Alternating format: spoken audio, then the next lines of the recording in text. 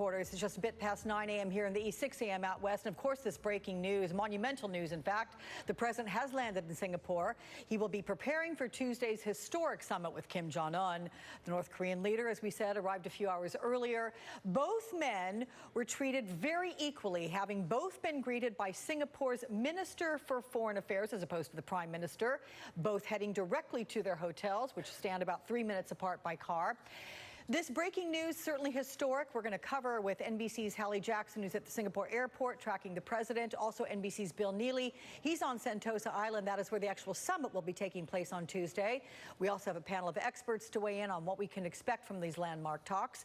With a welcome to all of you, we're going to go straight to Hallie Jackson, our chief White House correspondent first. So, Hallie, where is the president right now? I believe we saw him arriving there at the Shangri-La Hotel. Yes.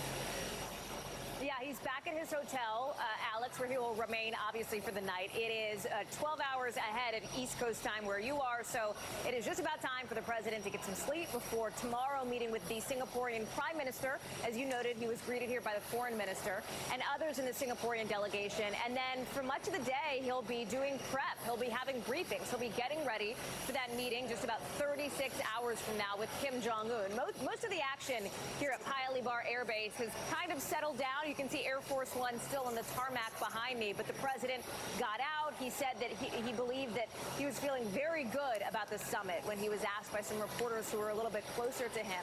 Listen, this is significant. Just hours before the president landed, we saw Kim Jong-un arrive here in Singapore as well, coming to a foreign country, not China, where we had seen him. We had seen him on the DMZ with the South Korean president, but this is the first time that he's taken a trip like this. It will be the first time that a sitting U.S. president meets with the leader of North Korea, and it comes at a really critical geopolitical time too, Alex. You referenced the G7 summit. Typically, it's a bunch of friends getting together. That was not the case this time. The president did not like some of the trade deals that allies had put together with past administrations and made that very clear. And our allies, including Canadian Prime Minister Justin Trudeau, French President Emmanuel Macron, made clear that they didn't like the president's tariffs against the EU, for example. That was much testier than people expected, to the point where the president reversed course, pulled out of the joint communique, and then on the way over here on Air Force One was tweeting about Prime Minister Trudeau of Canada. Very tough rhetoric, raising some questions from critics as to why the president is using such language against allies, yet coming here making peace overtures to somebody who has long been considered an enemy. This is a person who, remember, just back in January during the State of the Union, Alex, the president had called him one of the most ruthless dictators, one of the worst dictators in the world.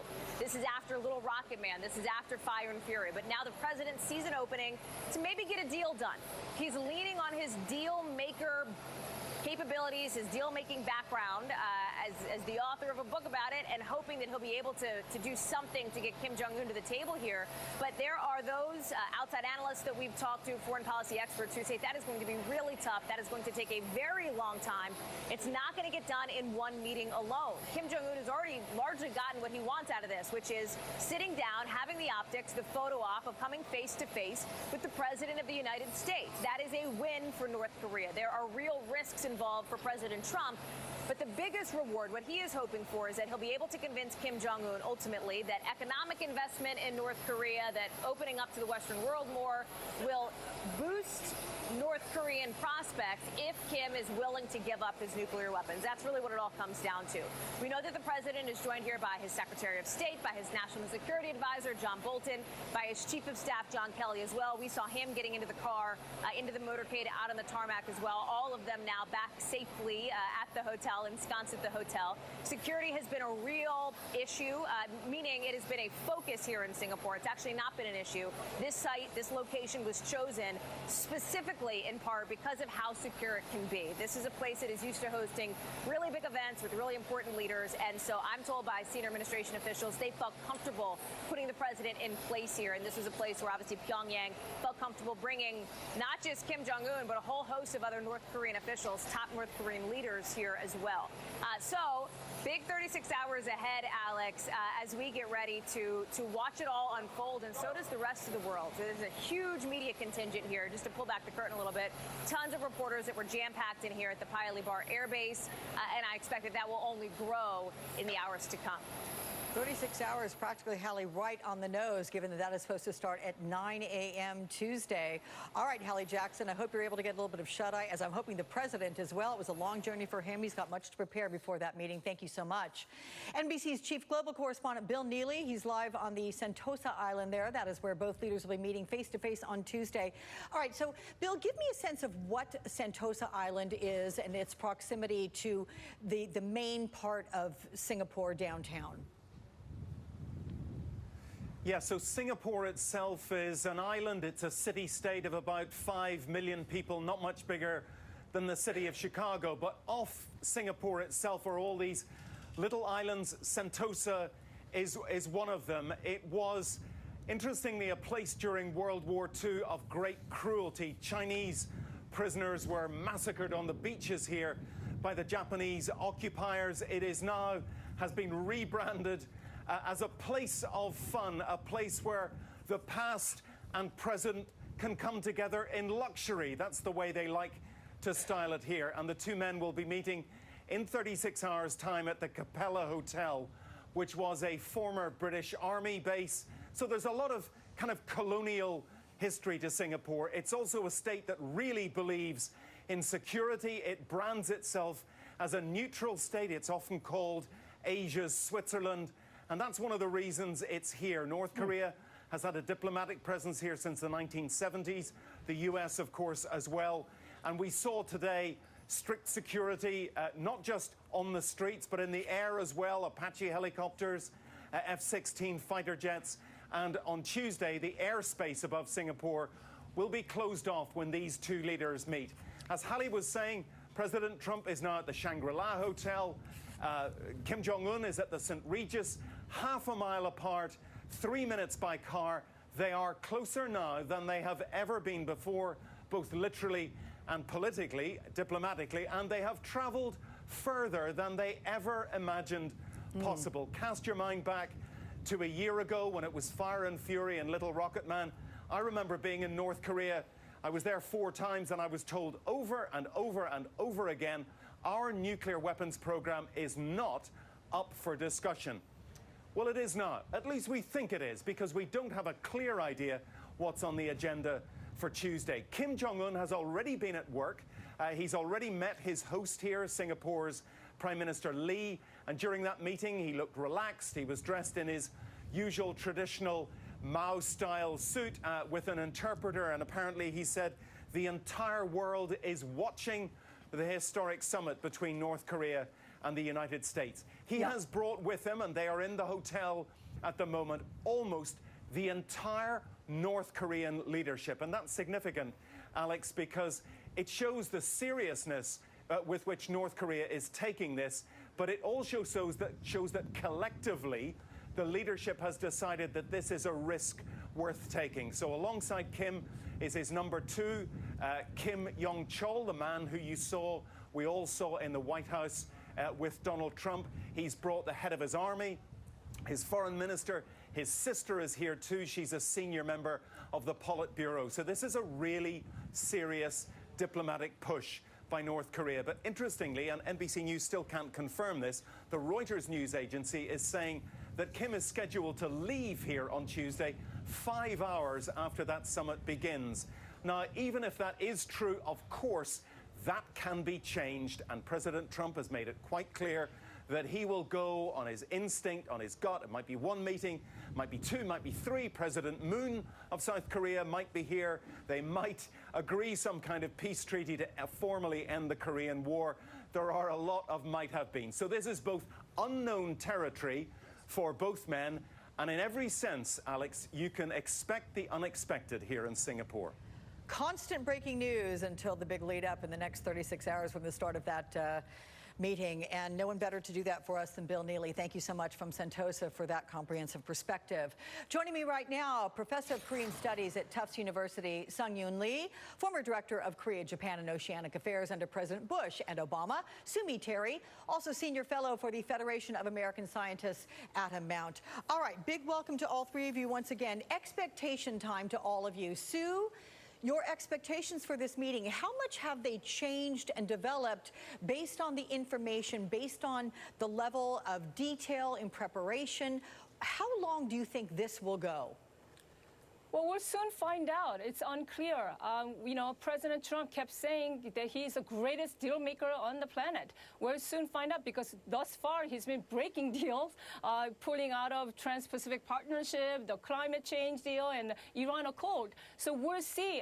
And if he doesn't come out of this meeting with more than just a vague joint statement about denuclearization and for normalization, that's not a success. A success would mean we would have to have Kim Jong-un absolutely declare his intention to denuclearize as we define it, complete, verifiable, irreversible dismantlement of their nuclear weapons program.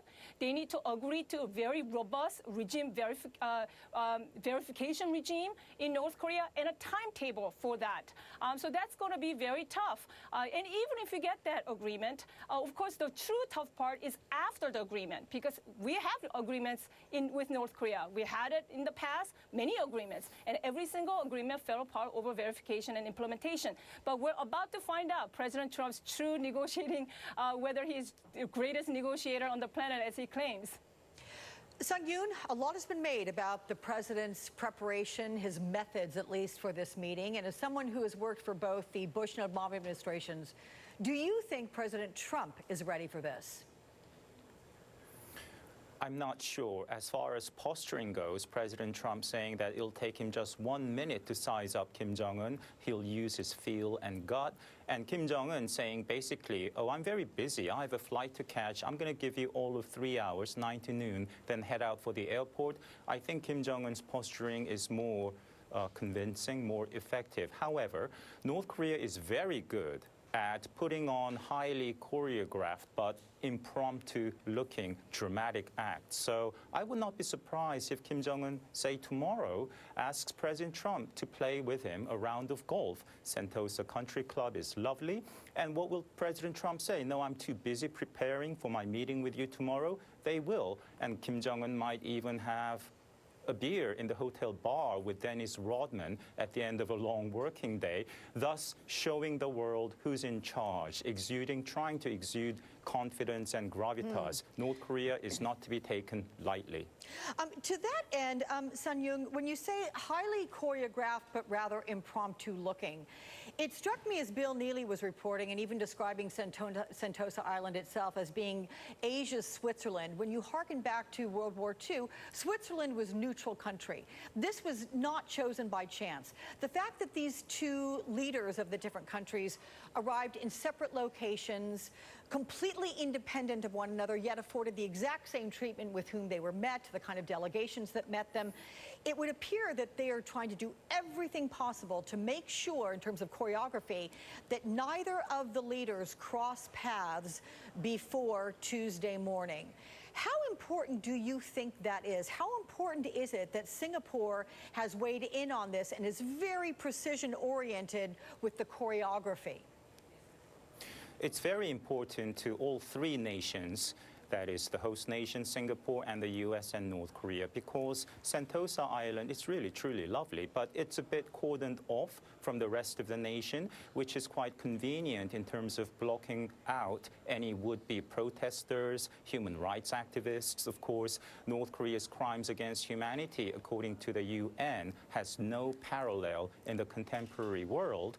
The island also has a very nice history museum, which accentuates Japanese atrocity, and that would play very well if if Kim Jong-un were to visit the museum tomorrow, because it's all about anti-US imperialism, it's all about anti-Japanese sentiment in North Korea. But I see Kim and Trump meeting, and then I see a bonhomous embrace, handshake, and each party claiming victory.